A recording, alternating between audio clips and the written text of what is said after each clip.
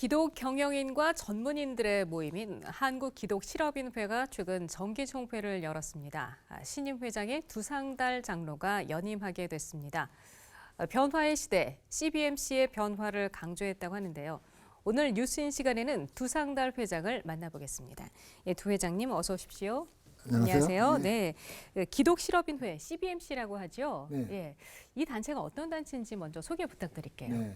그 미국에서 1930년대 대공황기 그 어려울 때 기도로서 경제를 극복하자고 해서 이렇게 시작된 단체인데 한국에는 1952년도에 6.25 직후 처참한 폐허 속에서 그 미군 장교에서 한국에 도입돼 가지고 지금 60년의 역사를 가지고 있는 국제적인 선교 단체예요. 네. 우리들은 실업인들과 전문인들에게 예수 그리스도를 전해 가지고 주님의 지상 명령을 성취하자는 사명 공동체이고 생명 공동체라고 할 수 있고요.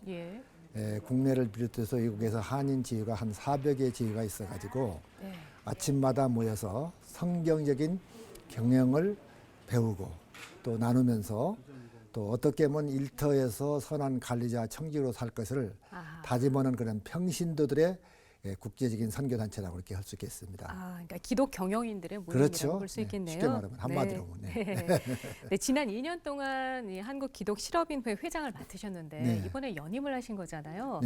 네. 뭐 불행의 시몬격으로 맡게 됐죠.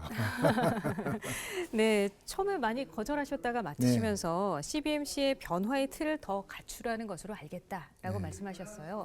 어떤 변화의 틀이 필요하다고 보십니까? 많은 NGO 단체나 선교 단체들이 오래 하다 보면 관성과 타성과 또 그것이 잘못되면 적폐까지도 드는 경우가 있거든요.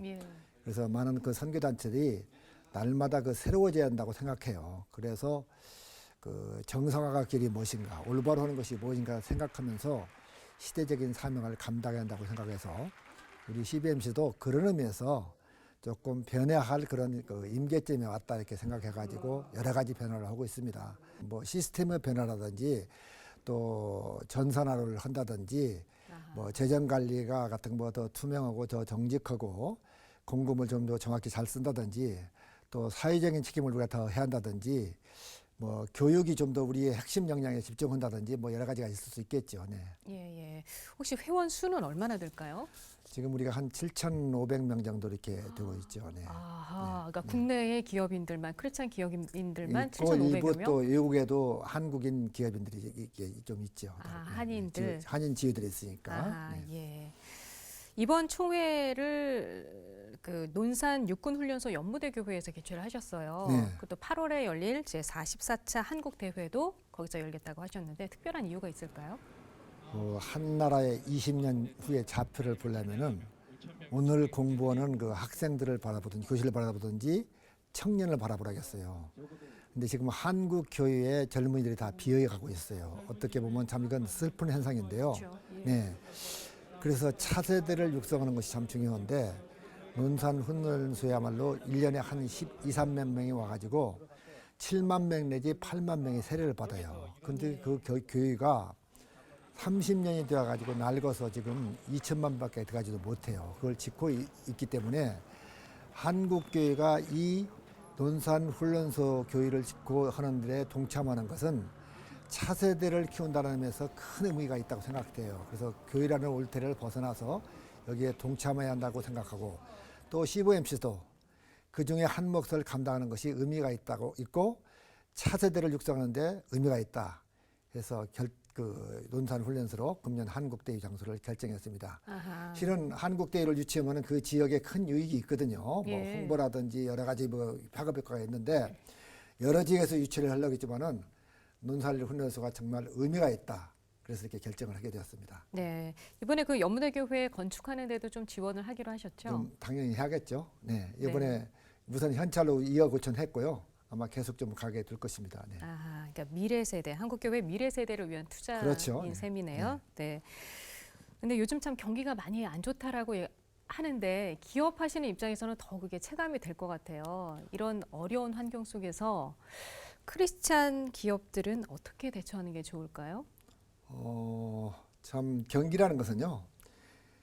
인류 역사가 시작된 이래 항상 어려워요. 그리고 올라갈 때도 있고 내려갈 때도 있고 결국은 그 커브가 있는데 그걸 어떻게 읽느냐 하는 것도 중요한 것 같고 이렇게 어려운 때일수록 미래 예측을 잘 해야죠. 지금 50년 내에 현재 있는 직종의 한 50%가 없어진다고 그러니까 그 미래를 읽을 수 있는 촉수가 중요하다고 생각해요.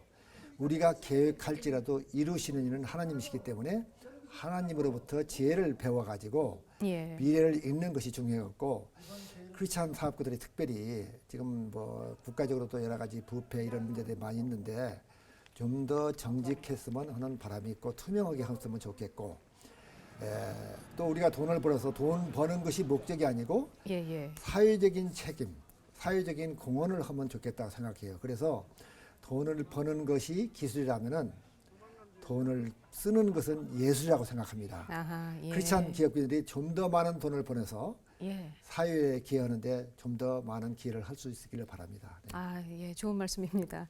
그런데요, 요즘 그 김영란법 때문에 네. 요식업 하시는 분들이 많이 힘들다고 해요. 네. 근데 우리 사회가 좀 더 청렴한 국가로 가기 위해서는 이게 필요하다라는 주장이 있는데 네. 이에 대해서는 어떻게 생각하세요? 네. 그 도덕성, 청명성 이런 것들을 이렇게 투명성을 생각할 때는 그게 꼭 필요하죠. 예, 그러나 예. 일부 업종에 따라서 타격이 있는 것도 사실이기 때문에 어차피 우리가 이렇게 투명하게란 사회로 가야 하는 것은 한번 이 사회가 건너야 할 홍해라고 생각해요. 그 길은 그대로 가되 예. 조금은 보완할 것이 있다면 보완을 해서 아, 그대로 가는 것이 좋겠다는 생각을 해요. 특별히 뭐 화훼업체라든지 아니면 그 음식점을 비해서 타격이 많이 있는 것 같아요. 그러니까 그것을 조금 보완할 수 있는 것들은 정책적인 그 검토를 해가지고 어차피 시작된 거, 어차피 가야 할 길이고 예. 그대로 가야 한다고 생각해요. 아, 그러니까 김영란법의 취지에는 적극 동감을 하시는 그렇죠. 거고요. 네, 네. 약간의 보완은 필요하다는 그렇죠. 말씀이세요? 네, 네. 아, 알겠습니다.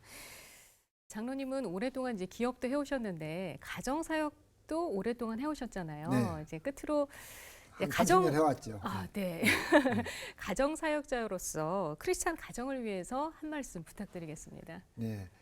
결국 가정이 행복해야 기업이 행복하고 개인의 경쟁력이에요. 그러니까 가정이 망가지면 그 역작용이 기업까지 가요. 그래서 기업에서는 요새는 가정과 행복을 챙기는 그런 행사를 많이 해요. 그렇죠. 그러니까 일과 가정이 두 마리 토끼를 다 잡아야 해요. 아하. 그래서 제가 이제 아침 기스가 연봉을 높인다 책을 썼는데 예. 아침에 행복한 사람들이 일터에 나가서 의사소통도 잘 되고 창의적이고 능력을 예. 발휘해요. 예, 예, 예. 그런가 하면은 아침에 부부싸움은 날 교통사고가 많이 생기거든요. 아, 진짜요? 예, 그리고 회사에 가서 짜증, 불평, 불만이 많고 이직률이 높아요. 그러니까 일이 안 되는 거예요.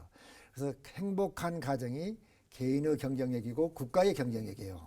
사장이 부부싸움 한다라는 결제를 마치 말해야 하고 트럼프가 부부싸움했다? 세계는 바짝 긴장해요. 이겨올 수 있기 때문에요. 네. 네. 아, 예, 잘 알겠습니다.